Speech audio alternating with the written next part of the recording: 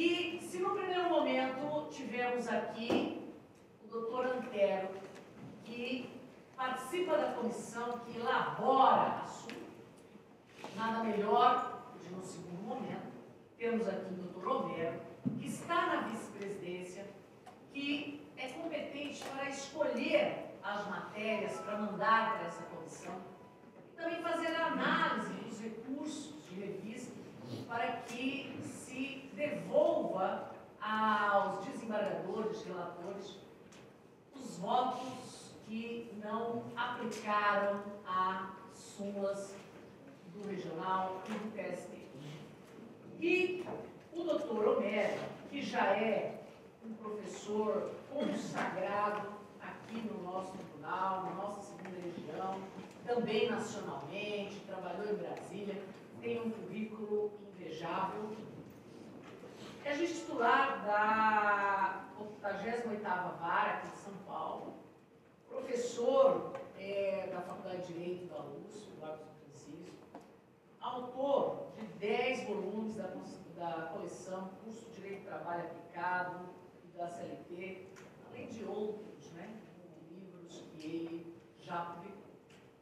E hoje ele vem aqui para complementar, nesta segunda parte, falando sobre, não só pessoas, mas outros incidentes de uniformização de jurisprudência, novos, futuros, atuais. Como é que estamos andando? O doutor Romero está sempre sabendo que as coisas estão acontecendo lá em Brasília, ele sabe tudo. Ele sabe as origens, né? Eu gosto de tomar café lá na hora que ele está, porque a gente pergunta, não, mas alguém votou de algum jeito. Quer dizer, ele está sempre muito antenado, muito atualizado, e estar conversando com ele é sempre uma forma de reciclagem. Por isso ele foi o nosso convidado aqui, para que possa nos brindar com esse tema. Obrigado. Eu vou permitir falar de Fique à vontade. Fique à vontade. Já sabemos da sua técnica. Da técnica para ninguém dormir. Está funcionando, gente? Acho que agora Tá. Afonso? Tá. Bom, Regina, obrigado pelo seu elogio, mas não tenho essa clarividência. Aliás, estou angustiado com a reforma trabalhista como todos, gostaria de ter uma noção do que nos espera. Né? Eu vou falar um pouco sobre ela hoje. É um prazer rever os colegas. Tenho muita estima pelos quatro que estão aqui e pelos que não estão também. Leila Camille, Gilson, Marcelo, Cíntia, Sandra, Laura. Bom, o tempo é curto, eu vou tentar falar em meia hora, como ela pediu, mas eu selecionei uma lista muito grande de matérias. Essa questão de estar antenado, muitas pessoas na plateia foram alunos durante os 20 anos que eu fiquei no cursinho. O cursinho é assim, você põe o pé lá, alguém fala, você viu que em Alagoas saíram acordam agora? Em 96 não era agora, era ontem, né? Mas agora você chega lá, você viu que o Rio Grande do Sul reverteu aquela... Então, não me pertence isso, na verdade, eu contava muito com os alunos, esse é um patrimônio irrecuperável, que eu vou perder com o meu afastamento dos cursinhos. No ano passado eu dei uma pausa no momento, mas eu tenho sentido falta, porque o material chegava fresco. Eu criei a página do Facebook muito por conta disso. Eu sou muito avesso às redes sociais, mas eu falei, preciso manter essa comunicação. Então, há 90 dias eu criei uma página estritamente profissional. Eu tomo a liberdade, Regina, de dizer que eventuais perguntas podem ser feitas pela página. Eu esqueci de te falar isso. Olha, eu nem sei o endereço, porque eu não tenho Facebook, pode? Ele está na tela nesse momento. Porque ao invés de ficar digitando, eu coloquei ali. Ah, legal. Mas eu só queria dizer, mas com uma condição... Não tem foto de viagem, né? Não tem, pronto. Quase não tinha essa foto. Eu admiti por uma foto lá só, mas as pessoas percebem, eu estava com receio de haver algum mal entendimento, mas não teve não. As pessoas percebem que é uma página, não é um perfil. As perguntas devem ser bem sintéticas, de 3, 4 linhas, e a resposta de uma linha, mas tá bom, a interação tá bom, tá dando certo, e eu sei que certamente alguém que ficar com alguma curiosidade vai fazer uma pergunta enxuta lá. Não vale consulta de caso concreto, né? Nem mesmo que seja uma plateia de advogado, eu falo, fui lá no AB, não vai colocar consulta lá, ninguém me comprometeu. Bom, eu queria dizer então que não me pertence isso, mas sim uma obra coletiva e em andamento, construção, como tudo na vida. Né? Aí a doutora Regina me convidou e eu falei para ela e para o doutor Antero, para a gente não se sobrepor, eu queria falar um pouquinho da história do Piccolo de Revista para a gente saber defendê-lo, porque ele é muito criticado, mas a gente não sabe muito bem o papel que ele exerce. A uniformização regional foi o principal foco do doutor Antero. Um artigo escondido na CLT que ninguém sabe nem que existe, 896-B, é ele que é o responsável por todos os nossos problemas. Esse material está disponível aqui na Júlia, não precisa copiar. E a André vai deixar no site, já combinei com ela. 896-B é o causador de todas as controvérsias, porque o 896 e o 896-C, que são os que a gente estuda, são o nosso dia a dia. O 896-B fala, aplica-se o CPC na parte do recurso extraordinário e recurso especial. Como a gente não conhece recurso extraordinário e recurso especial, a gente está aprendendo de todos os lados, os ministros também. Vou falar um pouco do que o doutor José que faz na vice-presidente judicial e a reforma trabalhista, um prognóstico. Bom, o direito do trabalho, ele deve ser nacionalmente unificado ou não? Ele tem que ser nacionalmente unificado. Não poderia ter uma hora extra para cada estado, um adicional noturno em cada estado. Eu acho que a gente já discutiu isso em outras décadas, em outro século. Eu não sei se alguém aqui, depois de refletir detidamente, seria capaz de concluir que cada estado da federação deveria ter sua CLT. É bem chocante isso, imaginar dentro de uma mesma... Nosso federalismo, fugindo da nossa matéria, nosso federalismo é fajuta, nós sabemos disso, nós não somos um estado federado como deveria ser. Os impostos são confusos, a educação é confusa, é tudo confuso. Mas o direito do trabalho regionalizado seria realmente ter um salário mínimo por estado, ter um adicional de hora extra por estado. Eu não sei se nós aguentaríamos isso, né, de imaginar essa regionalização. Só que as pessoas que criticam o TST e nos criticam as nossas leis, elas se esquecem que direito não é só a produção de lei, é também a concretização. Então não adianta nada, eu coloquei ali o artigo 22 da Constituição para lembrar que aquele artigo que fala são competências da União. Aí veja, inciso primeiro, direito do trabalho. Se ficar só nisso, e o direito do trabalho ser produzido pela União, mas cada Estado interpretar da sua maneira, haverá 27 unidades da Federação e 24 TRTs. Haverá 24 CLTs. Mas isso em um ano já vai bifurcar e em 10 anos morreu. Não tem mais similitude nenhuma entre dois Estados. Se vocês se lembrarem firmemente que o direito do trabalho é nacional e o direito é tanto a produção da lei quanto a aplicação, então nós não podemos acabar com o TST. Isso é tudo bravata, é bobagem que fala no púlpito do Senado. A cada década vem uma pessoa lá e fala, vamos acabar com o TST. Por isso, eu prognostico, com humildade, mas com a preocupação, que a reforma trabalhista, ao acabar com o TST, eu vou provar que ela vai mitigar o TST, ela é inconstitucional, porque ela colide com o 22. Aí eles podem falar o que quiser. O governo federal não tem maioria para a PEC, isso nós sabemos. Então ele está fazendo o que quiser com a lei ordinária. O dinheiro compra tudo, a lei ordinária vai andando, vai galopando. Só que eles esquecem que vai colidir com várias... Hoje não dá para falar muita coisa, mas assim, férias sem remuneração, como eles propõem para o trabalho rural. Férias sem descanso. A Constituição fala gozo de férias anuais, não tem como falar que gozo não é descanso. Então, vai ficar uma presepada depois, que aí a gente vai ficar com a fama ainda. A reforma deve ter uns 120 artigos, dos quais uns 40 inconstitucionais. Basta assim, refletir um pouquinho. Quando ele fala que a CT não vai mais fazer uniformização de jurisprudência, ele está dizendo, então o direito do trabalho não vai ser nacionalmente unificado. Eu acho importante começar logo com isso, porque alguns aqui podem estar, não vocês que são uma plateia seleta, mas alguém pode falar assim, esse assunto é um pouco cansativo, esse assunto é a nossa vida. Porque o direito do trabalho não vai poder ser municipalizado ou estadualizado. A Lei 7701, as pessoas nem lembram, e os alunos, eu insistia tanto com essa lei, os alunos não aguentavam mais ouvir essa lei. Essa lei é a que especializou. Por que ela veio parar numa apresentação de hoje? Ela que especializou turmas e sessões, não havia uma noção de especialização. Ela que criou a SDI e a SDC, para falar em linguagem clara.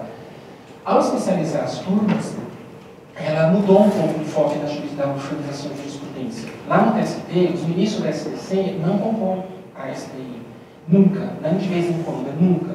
Então já não são 27 ministros pensando na jurisprudência, já são a SDI que nós conhecemos, a SDI 1, é formada lá por 14 membros, sendo 11 mais os 3 cargos de direção.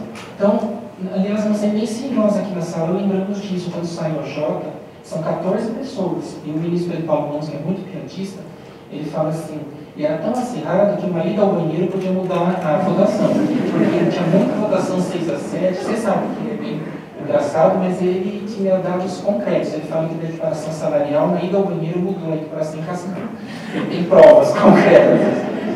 E isso me leva a um outro assunto, fora do nosso encontro, falando rápido, que diz respeito a essa história que hoje, a SDI, hoje, sem meias palavras, a SDI manda mais que o pleno. O TST está discutindo isso, os ministros já publicaram artigos na revista LTR, mas a Lei 13.015 permite isso, que a uniformização de jurisprudência feita pela SDI, em sede de demanda repetitiva, incidente de resolução repetitiva, obriga o TST. Exemplo concreto e irrespondível, divisor do bancário. Quem resolveu o divisor do bancário foi a SDI, não foi o pleno. E olha que situação esdrúxula que nós vivenciamos, mas dentro do sistema, não é ilegal. A súmula 124 dos bancários tinha sido aprovada pelo pleno. Um órgão fracionário, que é a SDI, reverte a súmula, fez lá a decisão que vocês ainda, a gente ainda está lendo, né? E determina que a súmula seja reescrita. A 13.015 permite isso. Isso não foi contra a lei, nada. Quem não está na SDI se opôs, houve uma discussão, mas a 13.015 está escrito bem pequenininho lá no 896-C. Está escrito, a decisão para saber se vai para o pleno ou se vai ficar na SDI pertence ao ministro relator. Ele que opta em que mandar uma uniformização para o plenário ou a uniformização. Não sei se tinham se dado conta disso. É o ministro relator que vai desenvolver essa sensibilidade e a decisão dele é irrecorrível. Aí vou fazer minhas palavras do Pedro Paulo Lamos. Ele dizia assim, quando se percebia que tinha maioria, deixa na sessão e vence a sua tese. Quando você percebe, como o ministro que está na maioria, manda para o pleno para tentar cooptar o pessoal da SDC para votar junto. Mas isso daí, para mim, não é nem o mais chocante, nem o fim do mundo. Faz parte, talvez, das regras da estratégia. Né? Então, a 7701 é a pioneira de 88. Pioneira na especialização. A 9756 é pouco comentada hoje, mas na minha época de concurso, eu sou de 95, 97, isso foi muito importante. Ninguém fala dessa lei, porque para nós é como se fosse um recurso de revista tal como nós conhecíamos até em 2014, ele já teria vindo desde a pré-história. Não era. Em 98 teve uma mudança grande. A principal mudança, ainda hoje citada, não vale citar acórdão de outra turma do mesmo tribunal. Isso era possível antes de 98. Hoje, para nós, parece tão engraçado que a ST uniformizando a jurisprudência do TST2. Bons tempos, aqueles que resolviam lá. Mas não faz sentido, né? Mesmo em 98 não faria sentido. A divergência de duas turmas do mesmo regional, quem diria, quem pacifica, o TST. Isso foi uma das grandes mudanças de 98. Tinha um ministro famoso que recordava todos os membros do Andorral, que está falecido, chama José Luiz Vasconcelos, que era oriundo aqui da casa, da FT2. Ele era o grande paladino da 975000. Ele falava muito, as palestras dele eram impressionantes no livro de revista. Ele falava muito, não faz sentido nenhum que o TST uniformize. Então, a 9756 foi a primeira a escrever no 896. É obrigatório o regional uniformizar. Vinha escrito lá, obrigatoriamente. E ninguém levou a sério. Está lá desde 98, no artigo 896, parágrafo 3º, obrigatoriamente. Eu não sei por que não levaram a sério, cada um tinha um argumento. Uns estados eram contra, os outros falavam que dá trabalho. Não levaram a sério. Precisou a 13.015 vir. A 13.015 ela não mudou muito a redação. Se você comparar o 896 terceiro, o foco principal é o 896 terceiro. Se você comparar a redação de 98 de 14, não está muito diferente. A diferença é que o TST combinou se recusar a julgar, a apreciar, se não tiver feito. E com a possibilidade da devolução e, mais ainda, o que constrange todo mundo aqui na mesa. O rejulgamento. Então, ele fechou o círculo. Vocês podem digladiar como vocês quiserem, mas se não uniformizar, eu não vou apreciar. Vai ficar no limbo. Então, vai ficar sentado no processo, porque o TST firmou a posição. Mas não é só que ele firmou a posição. A 13.015 diz isso. Ela induz isso. Então, obrigatoriamente, o advérbio de modo está presente nos dois. Mas agora, obrigatoriamente, com consequências. Aí eu ficava com dificuldade para escrever isso. A doutora citou ali os livros. Tem lá um livro que eu comentei com a jornalista. Mas como que eu vou explicar? Que obrigatoriamente é facultativamente. Né? É um obrigatoriamente, mas sem consequências.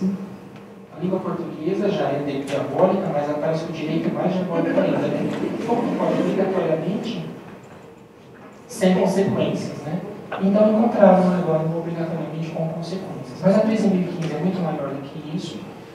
Ela tem algumas nuances. O 896 traço B é que eu vou explorar. O traço C, a letra C, é cansativa demais para estudar e para palestrar, mas se serve de consolo, ela é só para dentro do TST, é o modus operandi lá dentro. 896C. Afeta, não afeta, puxa, estica.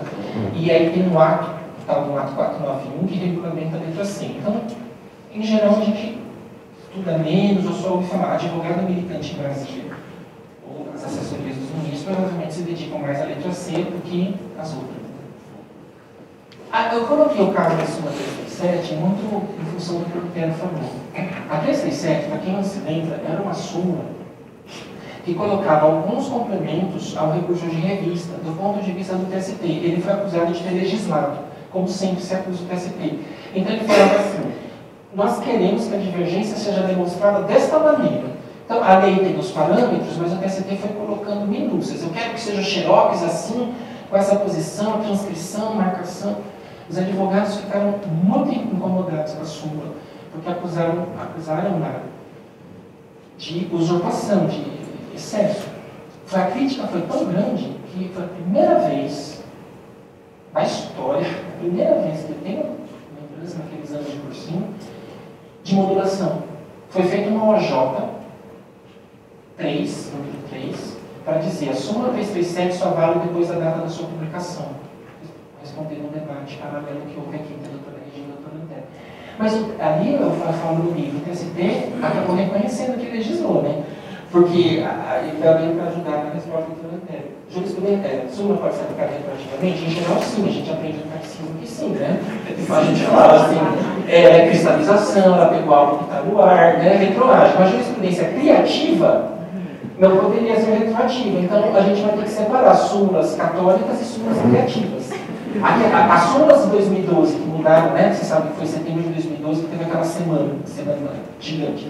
As súmulas que mudaram o vetor, grávida, contrato temporário, não tem, agora tem, ela não pode ser retroativa. Não tem sentido, porque ela está criando aqui. Os ministros não gostam que fale que cria, mas tem um argumento muito bom, respeitoso. Não cria o direito, mas vincula o comportamento da sociedade. Nenhum advogado vai ser maluco de falar. Um advogado de consultoria, que a gente mais tem que respeitar, porque a gente não consegue viver 30 dias no Brasil, que dirá viver 1 ano, 2 anos. Então, os advogados de consultoria, eles nunca vão falar assim: pode fazer o que quiser, contraria essa súmula que depois eu seguro o rojão. Vamos rasga essa súmula. Não, a súmula vincula o comportamento. Então, a 337 é um exemplo que eu estudo, mesmo que a palestra não fosse de reprojetivista, eu ensino a 337 como um exemplo que o TST admite a existência de súmula com carga criativa. Não sei que nome vamos usar. Súmulas com densidade criativa. Eu estou repetindo umas... Súmula legiferante. Súmula legiferante. Aliás, isso tem a ver com o debate dos casados e solteiros lá do tribunal. Porque quando o Manuel Viano fala que não sei, a plateia não está a par, mas os desembargadores são casados e não podem votar o segundo cônjuge conforme está no CPC. Mas súmula é aplicação, julgamento de processo? É uma discussão que não tem fim, né? Porque se não for julgamento, se for uma súmula legiferante, ela vira matéria administrativa. Quanto mais ela for legiferante, entenderam? É um debate um pouco mais complexo do que isso, né? Então tem muitos casados solteiros lá, casados com magistrado, né? Esse assunto de vez em quando volta, porque antigamente a súmula era o julgamento, era jurídico, você está julgando o processo e ele uniformiza. Com o passar do tempo, essas súmulas começaram a ganhar um ar criativo, desgarrando, e elas têm um caráter administrativo, embora a gente não possa admitir. E a 337, então, teve essa OJ para dizer que ela não vale retroativamente. Aí, não terminou ainda a súmula 337. Ela foi incorporada pela lei. Esse é outro fenômeno brasileiro. Nós somos tão esculhambados, assim, é impressionante o que acontece. A súmula vira lei, não deveria, né? Alguma coisa está errada. Vocês conseguiriam contar umas 5 ou 6 súmulas que viraram lei. A jornada itinerária, os 5 minutos do cartão de home. Tem várias coisas que vão acontecendo lá, que você faz um esforço, as pessoas falam: ele legislou, daqui a pouco vira lei. umas coisas estranhas. Isso para quem quer fazer um trabalho de conclusão, mestrado, é muito interessante, esse fenômeno. A 337 foi incorporada pela 13.015. A súmula 337, o TST foi criticado, ele exagerou, falou, mas está lá na 13.015, a forma 896-1A, né? Parágrafo primeiro, tem na parágrafo primeiro, tem primeiro traço A, o modo de demonstrar a divergência. Foi parar lá. Agora, estou acompanhando os precatórios, uma outra função lá da presidência, e eu fico horrorizado com o que acontece nos precatórios. A emenda 62 foi julgada inconstitucional em 4 pontos, vocês acompanharam um pouco. O Supremo Tribunal Federal faz a ADIM, modula a jurisprudência, aí vem a emenda constitucional 94 e coloca o julgamento do Supremo dentro da Constituição. Não deveria fazer isso, né? Ele modula a jurisprudência e vira emenda. Nós estamos estudando agora a emenda 94, que é de dezembro de 2016, que regula os precatórios. Regula os precatórios. Aí a assistente, a Maria de Lourdes, que é a nossa grande colaboradora aqui dos precatórios, ela falou assim, o senhor reparou que a DIN foi parar em mim? Não deveria, né? Porque a DIN também evolui, depende de julgados e virou Constituição. Bom, a obrigatoriedade. Parágrafo 3º, já existe desde 98, agora foi radicalizado em 2014. A vacatio legis teve 6 meses, entrou em vigor em dezembro de 2014, é muito pouco tempo para nós termos ainda abaixado a poeira. O que pretende? Qual é o cerne da 13.015? Se tiver que resumir em uma única linha. Quem melhor domina isso é o Maurício Simões, que esteve aqui há 15 dias. A pesquisa de mestrado e doutorado do Maurício, o mestrado já concluído e o doutorado em andamento. O objetivo é que o TST, no futuro, mas a reforma trabalhista pode atropelar isso e cortar a cabeça dele, mas o TST, no futuro, seria uma corte de precedentes, a expressão que o Maurício mais tem usado. O TST deixaria de analisar os processos individualmente considerados e analisaria súmula do regional com súmula do regional. São Paulo, súmula sua jurisprudência, a Bahia, súmula dela, Rio Grande do Sul, súmula, e aí confronta qual súmula está em harmonia, qual não está, e cancela a súmula. Isso já começou a acontecer suavemente, mas já começou. Por ironia, os dois exemplos mais recentes são contra Minas Gerais. A OJ 191, vocês viram, talvez acompanhem no noticiário, Minas Gerais vinha dizendo, a OJ 191 é dono da obra. Minas Gerais vinha dizendo assim, o conceito de dono da obra só vale para famílias, quem contratou um pedreiro, ou para microempresa. Isso não está escrito na OJ. Mas eles falaram, em Minas Gerais, a OJ 191 só vale para família e microempresa. Outros regionais disseram expressamente, dono da obra não tem responsabilidade em qualquer hipótese, sendo ele o dono da obra, assim, excetuado que já está no próprio OJ, a construtora e incorporadora. Né? Aí o TST, então, sobresta esse processo do dono da obra e dirime duas AJs, duas súmulas, o nome não importa, mesmo a TJP, não importa. Aí ele fala, Minas está errada. E ele termina dizendo, cancele a OJ. O outro estado eu não lembro qual era, mas não importa. Então, esse é o objetivo da 13.015. Ele não está analisando um pedreiro num processo. Ele está analisando o conceito. E censura a OJ de Minas. Acho que os desembargadores de Minas nem têm que ficar melindrados. Devem ter ficado, mas não deveriam. Porque ele fala, e aliás, era um caso ainda mais interessante, porque os dois estados estavam interpretando uma OJ, não era nem uma lei. Então, quem tem autoridade para dizer isso é o TST, não adianta falar, eu li dessa forma a sua OJ. Ele falou que está sendo errado, porque eu tinha pensado que o dono da obra era para todos, vale para a empresa grande, média e pequena. E o outro exemplo de Minas, eles têm uma OJ que diz que todo call center é fraude. Ele está dizendo expressamente que todo call center deve ser registrado. É call center de banco, parece que está escrito lá. Não tem necessidade de provas e a presunção absoluta de fraude, porque o banco é isso mesmo, porque o banco não vive sem call center. Então eu já declaro que a atividade é fina e mando registrar todo mundo sem precisar de provas. Aí você tem que ser chamado a se manifestar. Você pode ter uma presunção de círculos concêntricos ou não. Ele não vai analisar o caso de uma telefonista ou de um call center. Esse é o espírito da 13.015. A gente pode gostar ou não. O Antero falava agora há pouco aqui para a assessora de imprensa reeducação nosso, de reaprendizagem. Provavelmente muitos de vocês não se sentem à vontade com isso, os desembargadores menos ainda. Porque além de tudo ainda pode ter a súmula, que é tão complexa de ser feita, como vocês acompanharam, caçada, ou revista, ou acuada, ou censurada. E para piorar a situação, Gina vai fazer um esforço para não ouvir o que eu falo. Ainda por cima, o TST, essa lei, ela é tão enfática na necessidade de ter súmula regional, que ela ainda obriga a súmula a ser enxertada no acordo. Não precisava ter chegado a esse requinte de crueldade. Se a gente for observar bem, se o regional sumulou e o outro sumulou, já fez o seu serviço, vai o TST escolhe qual das duas quer. Mas em algum momento a lei pensou o seguinte: pode acontecer da súmula ter sido feita e esse caso em particular, que foi objeto do recurso, não ter aderido à súmula. Então pensou-se, pelo menos no plano hipotético, que o TST teria dificuldades de justificar por que ele está analisando súmula versus súmula, se o processo que está na frente dele não tem a súmula, embora seja a língua do mês regional. Então, esse projeto de lei, não sei se vocês sabem, foi o próprio TST que fez, o anteprojeto. Aí consta que no anteprojeto não constava a obrigação dos desembargadores de incorporarem o pensamento hegemônico.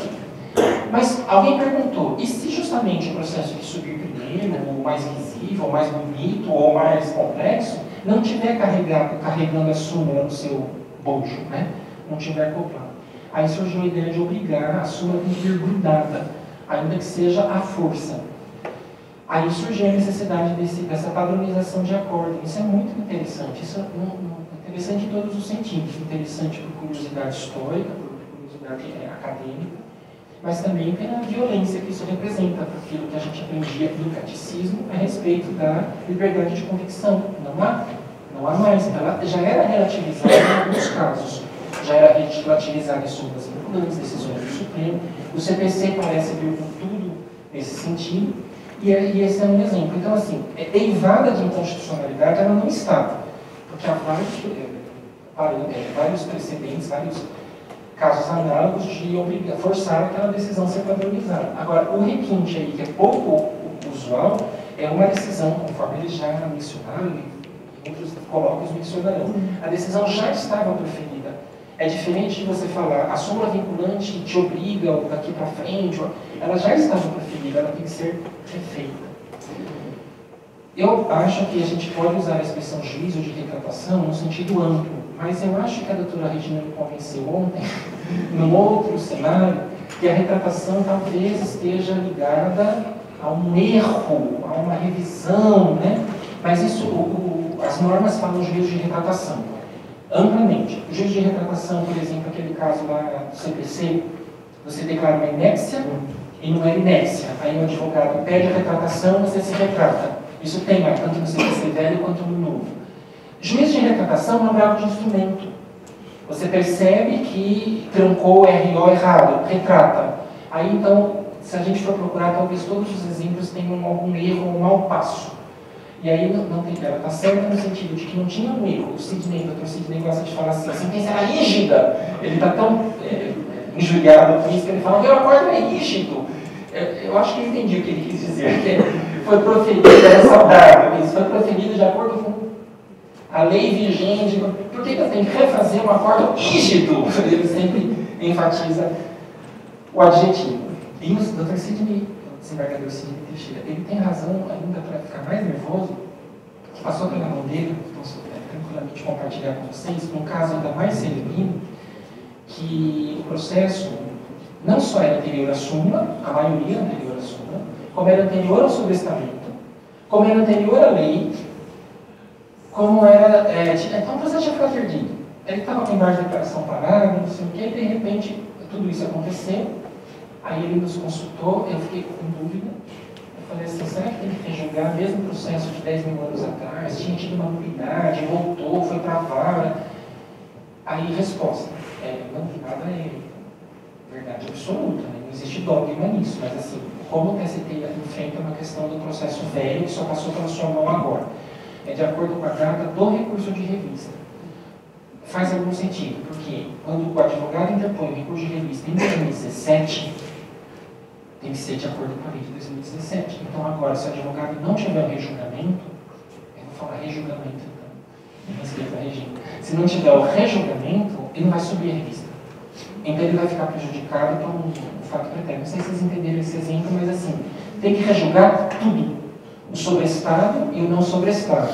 O ígido e o não ígido, assim, teria esse caso, né? O perdido e o achado. Né? Esses são dilemas. Eu coloquei a palavra dilemas pensando muito nesse caso aqui. E o doutor Sidney nos fez perceber um detalhe no divisor do bancário. Vocês repararam? Leiam de novo o acórdão do divisor do bancário. Ou o acórdão chato que a gente não para de ler e para de aparecer coisa lá. Ele foi publicado em 19 de dezembro.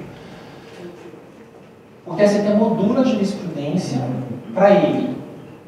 Ele fala, não vai rejulgar o divisor do bancário de 2012 a 2016, que foi proferido em turma ou SDI. Mas os regionais têm que rejulgar. Eu não tinha, assim, eu tinha visto, mas acho que não tinha me dado conta da extensão. Porque o desembargador a que me refiro propôs a tese de que ele não iria rejulgar o período de 12 a 16, porque o TST modulou a jurisprudência. Eu falei, nossa, aqui eu não tinha percebido isso, vamos ler de novo. Mas lá está escrito, modula a jurisprudência para o TST. Para os demais, aplica retroativamente. Então, ainda tem mais essa, na sua tese de mestrado, na sua dissertação de mestrado, ainda tem mais essa. Modulação de jurisprudência para um órgão, para um setor. Mas, assim, o divisor do bancário, o TST também tem uma superposição, e também tem um aspecto político, é um assunto de grande repercussão, não é de pequena repercussão. 8,9-B, por que ele me interessa tanto? Ele manda aplicar o CPC. A Instrução Normativa 38, quem não conhece, vai atrás, ela é a mãe de todos os problemas. Ela é puro CPC. De vez em quando, agora acho que não mais, mas o desembargador perguntava assim, onde que está o prazo de um ano que o TST se obriga a julgar em um ano? Você lê, não aparece isso na CLT. Onde que está o rejulgamento? Não está escrito rejulgamento no 896, declaração e registramento. Está tudo no CPC. A abertura foi feita pelo 896 para subir e a instrução normativa nadou de braçada. Ela apanha todos os ingredientes do CPC. A devolução dos autos, o sobrestamento, a afetação, pegar um processo como paradigma, isso tudo são ensinamentos do CPC. No caso de um ano, eu tive um capricho de pôr o artigo ali, porque se você digitar um ano no CPC, aparece um ano em vários locais, na partilha, na execução, mas na nossa área aparece um ano 3 meses, aparece um ano no recurso extraordinário, afetado, no recurso especial, que deve ser o 1037, aparece um ano no IRDF, sobre o qual eu vou falar daqui a pouquinho, aparece um ano no repetitivo, lá não demanda repetitiva, o recurso repetitivo, então eles têm trabalhado muito com o prazo de um ano. Eu queria fazer um comentário particularmente sobre o prazo de um ano para tranquilizar todos nós, desembargadores, juízes e servidores. O prazo de um ano é muito sério. Aliás, está bom demais. Ontem o Sr. Vidigal estava lá na reunião e falou, um ano é muito, o TST tem que fazer em meio ano. Sim, um ano está bom demais. Para o jurisdicionado é uma tragédia. Tem pessoas que estavam com o alvará na boca e ficam um ano, né? O prazo de um ano é tão sério que o próprio TST admite na Instrução Normativa 38 que todos estamos liberados para fazermos o que quiser após um ano, sem necessidade de comunicação, de aviso prévio, nada. Se o TST perdeu o prazo de um ano, dessobresta, desafeta, sem necessidade de aviso. Nós estávamos com um problema na judicial sobre o divisor do bancário. Ele foi afetado dia 7 de janeiro de 2016. Então, dia 7 de janeiro de 2017, completou um ano. O acordo foi publicado no último dia antes do recesso, mas ainda não transitou. Ainda tem embargo de declaração e o que mais puder. E os desembargadores ali desesperados, os estoques, o bancário nos pegou em cheio, né? Nós somos um regional com muito bancário. Nós não nos importamos tanto do CERPRO, vai parar meia dúzia de processos, essa daí da Petrobras, vai parar uma dúzia. Aliás, tinha uma da Petrobras que ia parar 2. Aí, acho que não teve tempo de falar, nós chegamos à conclusão que não cabe fazer súmula para 2. E são só 2 mesmo, porque nós perdemos a competência pela previdência privada. Então, são só 2 velhinhos lá. E, por azar, caíram 2 turmas e teve 2 julgamentos diferentes. Aí a gente ficou pensando, tem que fazer súmula para 2 homens? Aí a gente chegou à conclusão que não, mas enfim. prazo, os bancários estavam batendo a porta e os exportadores estavam nervosos, então a gente fez uma consulta. Porque todo mundo tem uma curiosidade. A gente não tem que receber um ofício formal do TST. Resposta do ministro Ives e do vice-presidente. Não. 1 ano é auto-aplicável. Agora, uma curiosidade que eu tinha e espero ter conseguido responder adequadamente aí com essa consulta. E o ofício de vinda, o ofício de sobrestamento. Eu aprendi o seguinte neste ano de 2017. O ministro relator, quando ele sobresta para o TST. Se for um simples ofício de um simples ministro, né? Mas assim, de um simples ministro, um simples processo, ele sobresta interna corporis. Para sobrestar nacionalmente, tem que ser o presidente do TST. Então, o exemplo concreto agora da Petrobras, essa remuneração variável. Primeiro, o ministro relator detectou e sobrestou. Passados 30 dias, o ministro Ives fez o ofício nacionalmente, aí a gente encaminha para o presidente, o presidente faz a portaria sobrestando ROs e RRs. Aí não é nem a vice, porque tem que ser a presidência para sobrestar. Então eu dei essa dica para algumas pessoas que estavam embaraçadas com essa diferença entre ofício do ministro relator e ofício do presidente. Mas para isso tem um e-mail para responder as suas dúvidas. No JEP, ninguém conhece o órgão de que eu sou coordenador, o Núcleo de Gestão de Precedentes. Eu achei que ele fosse um pouquinho mais conhecido, porque ele é uma resolução do CNJ, que obriga todos os regionais, todos os TJs, todos os TRFs a terem um núcleo. Haja vista que nós perdemos o controle sobre o que está sobrestado. Já não sabemos o que está sobrestado no TRT2, que dirá no TRT1, TRT3, porque a gente vai ter que ter uma padronização disso. O CNJ fez uma resolução em setembro, deve ser em setembro de 2016, e nós implementamos em novembro, né, a nova administração tomou posse em outubro. Aí o processo é muito simples, eu respondo por trabalho social, e o pessoal aqui do Milênio, que vocês devem conhecer, a Leila, a Inês, eles já tinham aquele grupo de jurisprudência que faz a coleta de dados, então o nosso tribunal implementou a custo zero e com eficiência, porque eles só ganharam ali uma nova roupagem. Nós estamos ansiosos para pôr no ar o site, a aba, ela já está pronta, deve entrar no ar a qualquer momento. O site do TRT está passando por reforma, então isso pode ser que atrele um ao outro, para que haja todos os incidentes de fácil acesso. Enquanto isso não vai ao ar, manda um e-mail. Eu tenho falado muito para os desembargadores quando recebem a dúvida, falam, afinal de contas, e bancário, que fim levou? Eu respondo a todos, mas talvez essas assessorias ganhem tempo fazendo através do próprio e-mail. Gostaria de lembrar que o CPC de 2015 fala vice-presidente agora, antigamente só falava presidência, né? Mas é inegável que quase todos os tribunais vão ter uma complexidade, não tem mais retorno do presidente fazer tudo sozinho. É ilusão achar isso. Então, toda vez que o CPC fala presidente, ele fala presidente ou vice. Presidente ou vice. No caso de São Paulo, ainda tem a peculiaridade de duas vices, não é obrigatório que tenha duas vices. Mas o vice pode ter essa competência. E o juízo de admissibilidade ficou ampliado, porque antigamente o juízo de admissibilidade é o que a gente aprendia no catecismo, que era prazo, procuração, né? E no caso do rigor de revista, os pressupostos intrínsecos.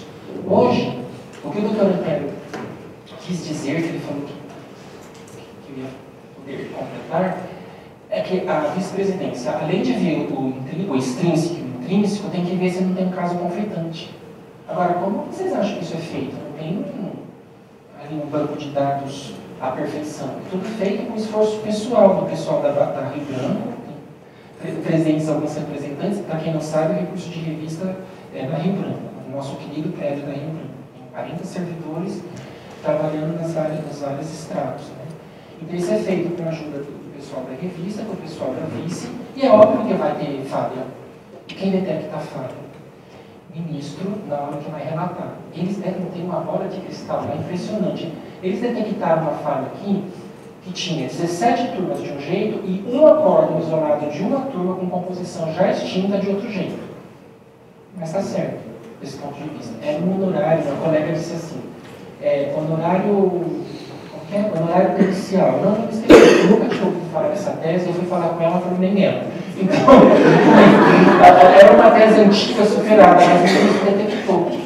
E aí então tem que voltar para uniformizar. Honorário pericial, o trabalhador obtém a isenção, mas o acordo diz assim, mas tem que pagar e depois se ressarcir na Justiça Federal. Mas como o ministro detectou, a gente não pode falar esse acordo não representa a nossa vontade ou a nossa maioria. Detectou eles devolvem, é como se fosse um erro do juiz de admissibilidade. Mas não há nenhum constrangimento, porque a gente está falando, não sei se vocês sabem, a gente está falando de 5 mil por mês. Dentro do universo, 120 mil ROs no ano passado. Em 2016 foram 120 mil ROs. A vice-presidência vai sofrer muita crítica na correção de setembro de 17 e setembro de 18. Porque não há quem aguente. Subiu de 45 mil ROs para 120 mil. Então, os desembargadores estão horrorizados, estão trabalhando, mas uma hora isso vai expelir na outra ponta. É evidente que esse juiz de admissibilidade vai escapar, mas no possível, os servidores, os revisores acompanham para ver se tem alguma diversidade. A parte também tem interesse. Nas contrarrazões, se fosse advogado da parte, ele ia levantar umas leves, né, de acordo com o meu interesse. Levanta, não levanta, fica quieto. Se ele atacar e contra-atacar, a parte pode trazer a divergência para suscitar. Se a parte pede e prova, está muito difícil para ver se falar não. Se o ministro determina também. Então não tem como escapar dessa uniformização. E enfia o tempo. Aí nós temos que trabalhar em sintonia com o Antero, Sidney e Mauro Vinicius, que são os 3 membros da comissão. Por exemplo, esse caso só tinha 2, nós fomos alertados pela reclamada. Ela falou, só tem 2 e vão morrer só os 2, porque o Supremo tirou a competência. Aí eu falei com eles, devolvem. Nós não sabíamos que eram só 2, a gente tinha recebido as 2 divergências, mas não que só tinha aquelas 2 ali, né? Súmula vinculante, o exemplo que ele deu, é um bom exemplo. A gente está batalhando, de repente vem uma súmula vinculante, vai fazer o quê? São Paulo vai falar, nós aqui não vamos aplicar súmula vinculante? Devolve. E o envio do auto para regionamento. Então, guardem esse e-mail aí do projeto. Eu não quero encerrar, não passe a minha palavra, Regina, sem não fazer... Você vai dar aula depois daqui? Não. Que horas luzes apagam? Eu era diretor do fórum. Não, a gente desce de rampa. Agora tem proteção?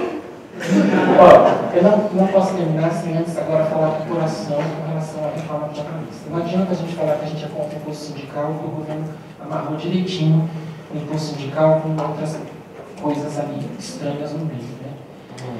No Facebook eu fiz 2 ou 3 postagens para provar que o processo de trabalho acaba. Tal como vocês conhecem, não acaba.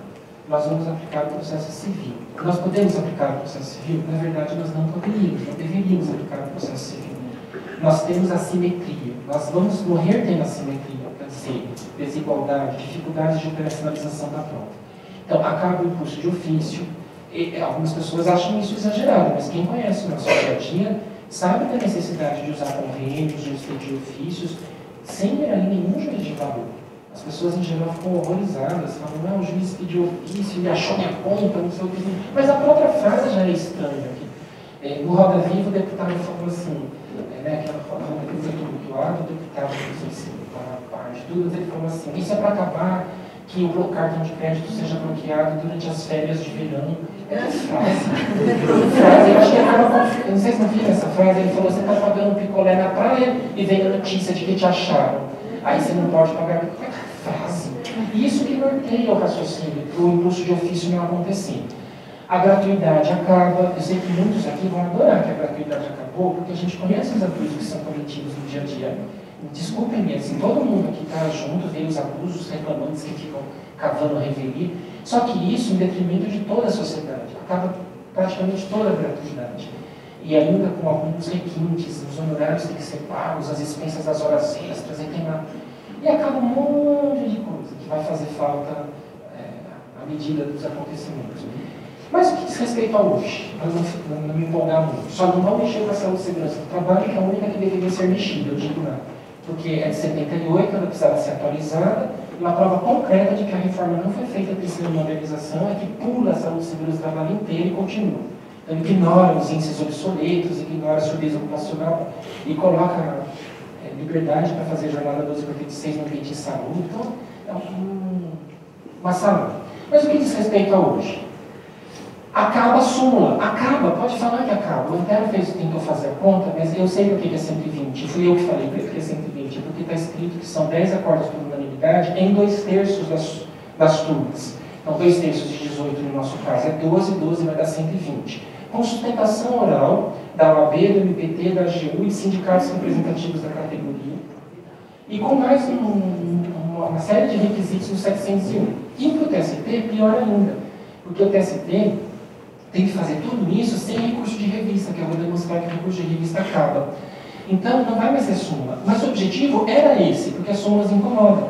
A súmula de Minas Gerais deve ter incomodado, falei, foi rigorosa, paciência, mas era fruto de um pensamento. A 331 incomoda, a jornada itinerária incomoda, vínculo incomoda. Mas faz parte do início da apresentação. E todo o esforço de hoje, todo o esforço do Dr. Antero na palestra, tudo que eu falei hoje, acaba, porque o 896, parágrafo 3º, que eu falei que tinha sido em 98, tinha sido em 2014, é revogado. Revogado, não fica nada no lugar. Se vocês viram? Acaba, não vai ter uniformização de jurisprudência regional. Algumas pessoas vão ficar felizes, porque consideram que as súmulas estavam exagerando, mas a gente vai ficar com a seta. Eu falei, ontem falava para todos assim, a gente pode não gostar de algumas súmulas, mas ser proibido de fazê-las é um admirável mundo novo. Como que vai ser viver sem poder padronizar a jurisprudência? Vai ficar água para o vinho. E impõe a transcendência. Vamos ver se alguém lembra da transcendência. Em 2001, a transcendência entrou por medida provisória, mas escreveu-se assim, transcendência na forma do regimento interno do TST. Como o TST nunca conseguiu consenso, passados 16 anos, a medida provisória ainda está em vigor e o TST não a tem. A transcendência dá certo em países que têm corte de cassação. Assim, nos Estados Unidos, quando vocês ouvem falar, a Suprema Corte vai analisar, se quer analisar aquele caso. Mas é uma outra esfera, outro contexto. A doutora Regina tem bastante experiência no direito americano, é outro contexto. Nós vamos ficar numa situação teratológica. Um tribunal inferior, que é o TST, vai ter transcendência e o Supremo não tem. A transcendência significará que o ministro deve justificar por que ele vai apreciar aquele recurso de revista. Por valor econômico alto, isso é muito grave. Vai ficar com a pecha de que seja recurso de revista para rico. Vai ficar uma situação muito estranha. E o do trabalhador não vai passar, porque ele nunca vai falar que ele é o valor econômico alto. Ou porque viola a Constituição, ou porque viola a súmula, ou porque é uma tese nova. Então eu acho que, como isso está sendo imposto ao TST, é possível que o TST, ele próprio faça uma interpretação larga e fale, isso é tese nova, isso é tese nova, isso é tese nova. Porque é uma forma bem agressiva. E a medida provisória é revogada. Sai lá no último artigo, revoga essa medida provisória 2226. Então, e está escrito, a via judicial continua fazendo seu serviço, que é o que faltava. A via judicial veio transcendência. Imagine, cada tribunal tem o seu conceito de transcendência. Então, a via judicial vai fazer o processamento, mas o ministro está proibido de apreciar recurso de revista se ele não provar a transcendência. E a decisão dele, monocrática, é irrecorrível. Então, num espaço de 2 ou 3 anos, acabou a revista. Ela vai ficar para multas milionárias, lembrando que o dano moral vai ser tarifário, também vai ter multa milionária lá também, não sei, vai ficar para alguma ação civil pública, em algum caso, ou para violação frontal à Constituição. O que vai acontecer então? Eu comecei a externar recentemente, e estou usando a Regina porque ela estava ontem até mesmo, né, nesse debate. A gente vai precisar do CPC. Em algum momento, o CPC não está sendo reformado, e ele prevê incidente de resolução de demanda repetitiva e incidente de assunção de competência. Em rápidas palavras, o primeiro vai fazer a súmula porque tem muita demanda igual, e o segundo é o mais criativo, o mais interessante para se assistir ao vivo o desenvolvimento. É a súmula sem ter processo. Só o tribunal saber o potencial de encrenca daquilo. A lei de Guarulhos é inconstitucional, o plano econômico expurgou, o fundo de garantia, as pessoas vão entrar pedindo 40%. Para e declara como o tribunal encara aquela situação. Alguns advogados reclamam que não vai ter ainda amadurecido, mas é um preço que se paga pelo pioneirismo. É claro que o tribunal também vai ter que ser comedido, não vai sair fazer MRDR para todas as matérias e ia ser muito menos e assim. Então eu tenho sugerido que essas duas ferramentas sejam emprestadas, mas assim, estudadas, que elas vão fazer falta. Pode ser que tão cedo quanto outubro de 2017, a gente já precise delas. não se sabe, do jeito que as coisas estão, a gente não consegue prever nada. Mas a vacácio legis da reforma é a menor dos últimos anos, 120 dias. O CPC foi 1 ano, o Código Civil 1 ano, para nós 120 dias. Então, do jeito que as coisas são, daqui a pouco, em outubro, a gente está aqui discutindo se vai a nossa orfandade. É isso por enquanto. Vamos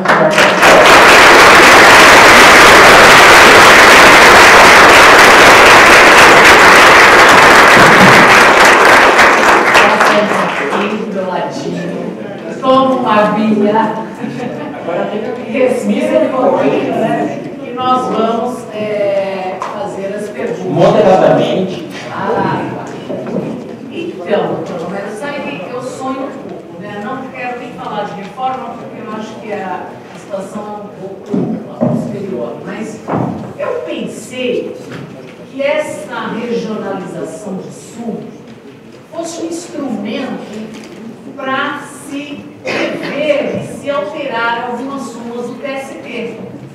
Porque se cada regional fizer sua súmula sobre um determinado assunto e o TST percebendo que existem súmulas divergentes, tanto entre regionais como divergente a dele, ou seja, há uma coalizão, esse fosse um instrumento dele se reunir e falar, olha, vamos rever a nossa súmula ou vamos uniformizar nacionalmente determinada matéria. Por que eu pensei nisso? Porque cada estado tem algumas peculiaridades e algumas relações diferentes. Já conversamos sobre isso e você falou que tem algumas súmulas que incomodam. A mim, especificamente, incomoda muito a súmula 437, é isso?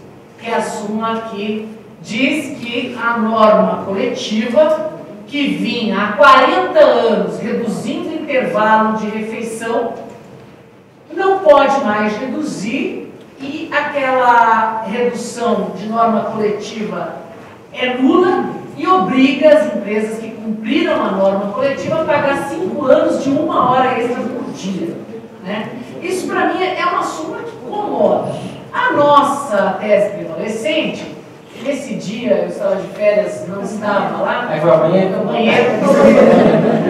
Ela entende que esta súmula, ela foi nesse mesmo sentido, né? Da súmula que não pode negociar, porque é um direito de ordem pública, né? A primeira pergunta que eu faço é se todos nós fazemos uma hora de intervalo para refeição.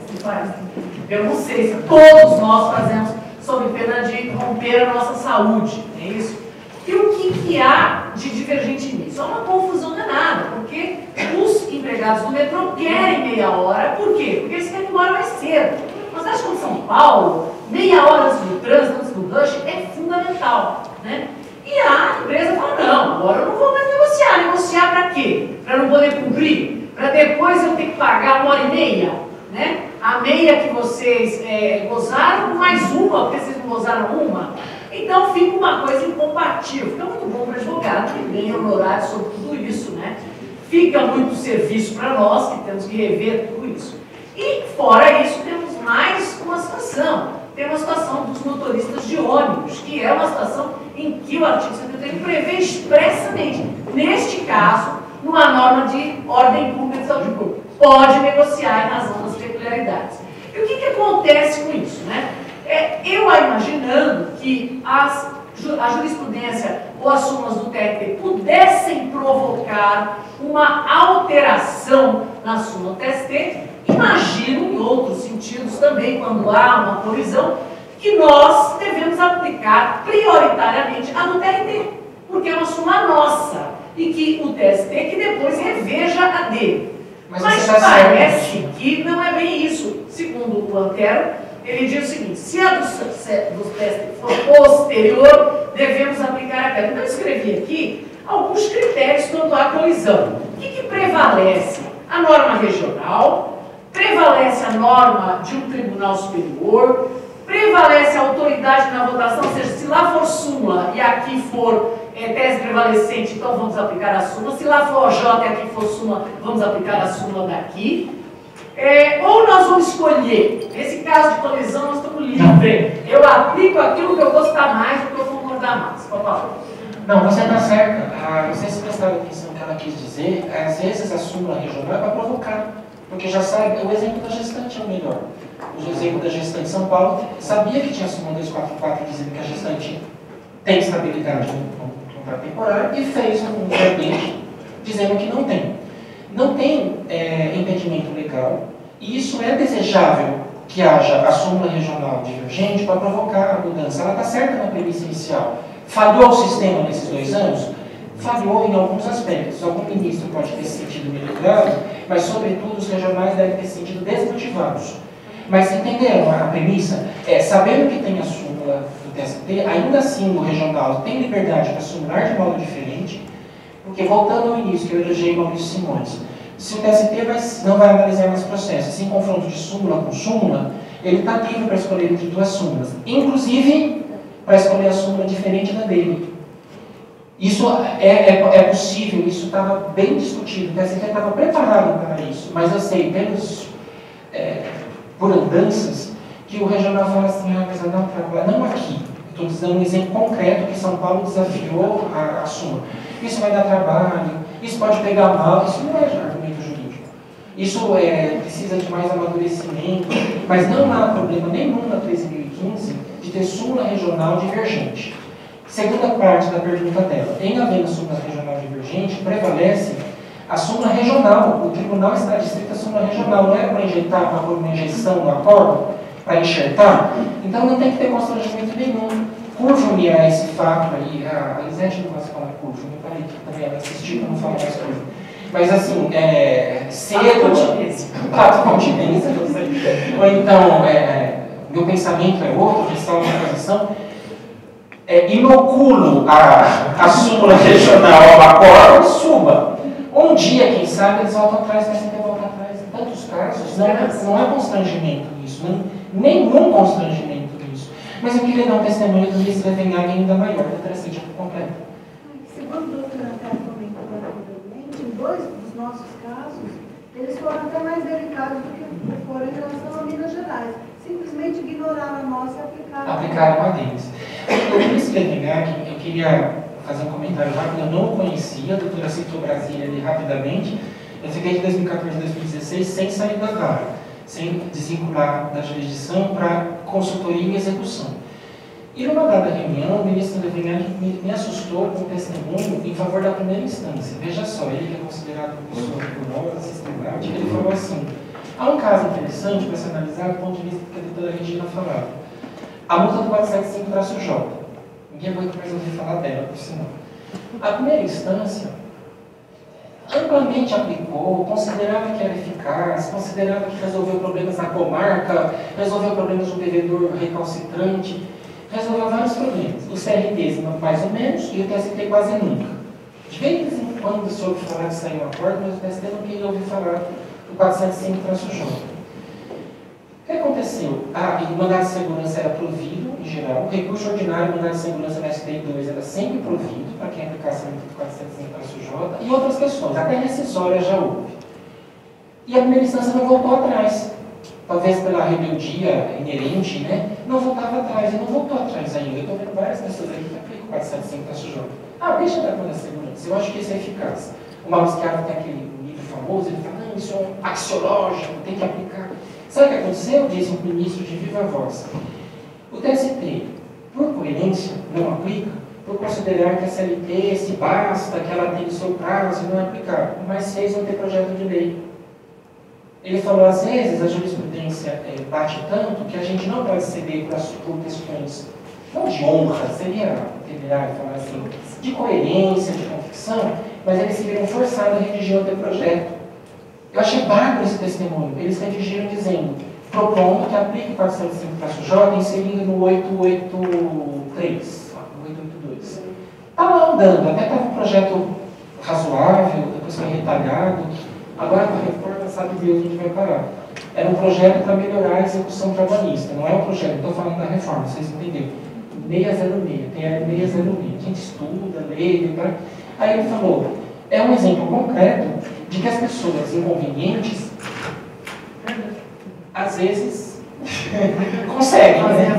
Então eu não vejo nenhum constrangimento de de aplicar a divergência. Esse exemplo da primeira instância, para mim, é o ápice aí. A primeira instância que nem súmula, nem tem voz, e pode se fazer ouvir por uma via tão inesperada quanto o projeto de lei. Aliás, seria uma vitória muito maior do que súmula versus súmula. Certo. Não sei se a ala direita quer falar. Vou passar a palavra. Você está concordando? Suponhamos que não tenha reforma trabalhista e nem alteração. Pelo andar da carruagem, em que as súmulas estão ficando cada vez mais rígidas, objetivas, obrigatórias, impositivas, já estamos falando até em pena para quem não aplicar, né? Já ouvi falar até em pena para quem não aplicar. Restritiva de liberdade? Castigo, né? Não duvido de mais nada. Seria surpresa para nós, não sei se isso já está acontecendo, se começar a entrar ação rescisória com base em sentença que contraria isso. Não é surpresa. Regina, o Paraná, muitos aqui devem ver o site do Paraná. O Paraná é recordista nacional de súmulas e OJs. Não sei se vocês sabem, eles já chegaram a 1000 verbetes. Somando as súmulas, e eles chamam de OJ, só para clarificar o glossário, OJ para eles é execução. Porque eles têm uma turma especializada em execução, que manda bem.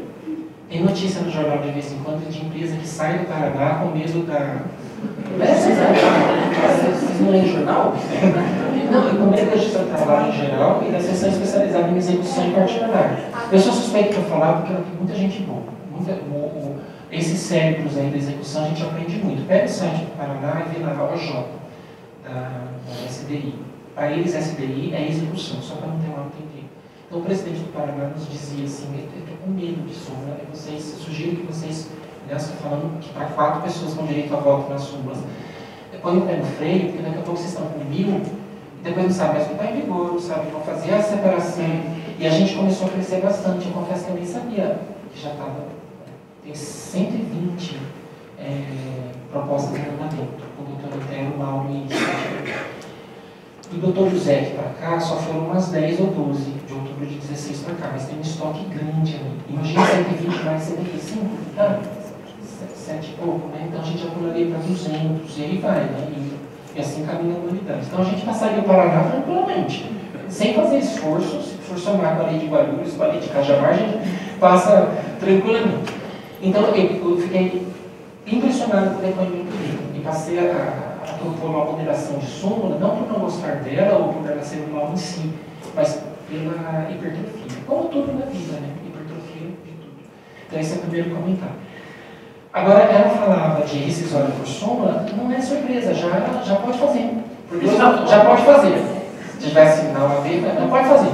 Por 2 motivos. Bom, o Manos tem quem melhor pensa disso é um amigo do Manos, o Sérgio Rizzi, que é professor lá na PUC. O Manos é o diretor, né? O Sérgio Rizzi é processo civil. Ele fala má aplicação de súmula como violação à lei.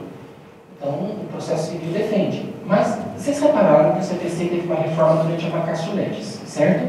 Antes que ele nascesse, ele já teve uma reforma, em fevereiro de 16. Não? Até ele desceu, vibrações hostis. Os meus alunos me informaram que teve uma reforma. Então, ó, entre março de 2015 e março de 16, que o CPC entrou em vigor, houve uma reforma. Em fevereiro, deve ter sido 13.256. Pega a reforma para ver o que aconteceu lá. Bom, uma das reformas é porque o Gilmar Mendes pediu para o juiz de admissibilidade do recurso extraordinário não ser feito pelo Supremo, ser feito pelas instâncias inferiores. Mas mudou a rescisória lá, mudou o 966, que é o primeiro artigo da rescisória, para dizer que cabe rescisória de violação de súmula.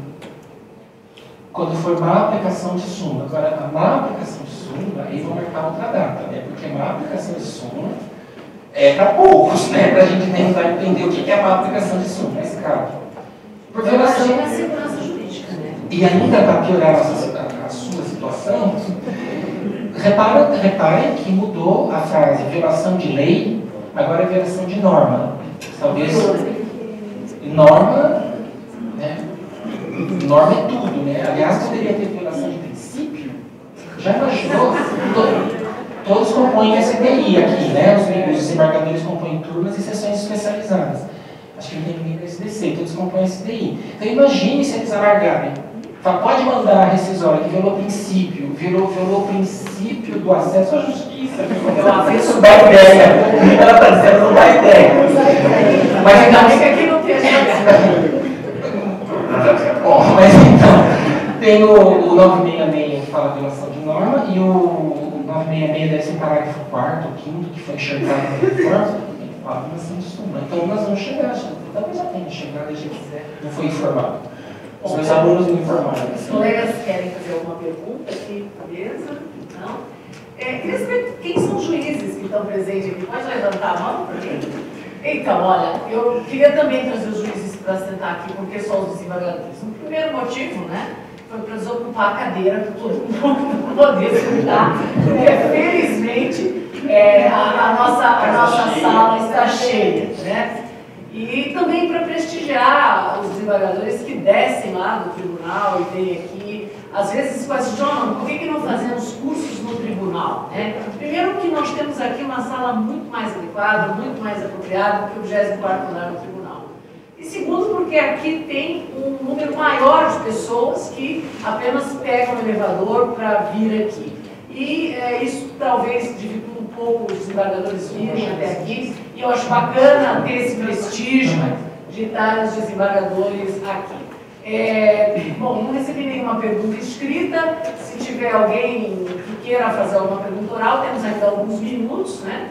E fiquem à vontade. Eu queria, antes da pessoa pensar na pergunta, eu queria só lembrar um detalhe: tudo que foi falado hoje não vale para o Supremo Tribunal Federal. Para a DIN, acho que não precisava dizer isso, a DIN, a DC e a DPF. Eu explico isso porque o ministro Gilmar Mendes preferiu a famosa liminar da súmula 277. Outra atividade. Ele preferiu essa liminar em sede a DPF, a admissão de descumprimento de preceito fundamental. Eles não têm prazo de um ano. Até poderia ter, mas não tem. A liminar está lá há 8 meses. Tem liminar da Ellen Grace, tem liminar do Joaquim Barbosa, tem mais descobrir o liminar do Mauro Galvão, que está aposentado há 12 anos, fica lá a liminar. Só que a 277 nos diz muito respeito, ele mandou parar todos os processos que tivessem outra atividade. Não sei nem o quanto vai ser feita essa triagem. Recentemente saiu no site do Supremo que foi cassado uma decisão do TST, em sede de agravo de instrumento, que o TST falou: não conheço agravo de instrumento porque não tem divergência da 277. Aí o Barroso falou assim: mas falou da 277, não podia ter falado, está tudo paralisado. E cassou o agravo de instrumento com apenas uma semana de diferença entre a liminar do Gilmar Mendes, que deve ser de outubro, e essa decisão da turma do TST. E disse mais: nós não precisamos nem oficiar, as liminares da DPF, a DC e a DIN são auto-aplicáveis. Nós ficamos espertos na lista oficial, porque a gente estava esperando o ofício, e eles falaram: não precisa de ofício, ficou sabendo, já põe em prática. E não tem prazo de um ano nem para julgar, nem para desjulgar, não tem sobrestamento formal. Então, essas são ainda mais complexas. No GEP, ali o e-mail e o futuro site, vai ter que ter uma aba do Supremo assim bem grande. Cuidado com os Supremos, cuidado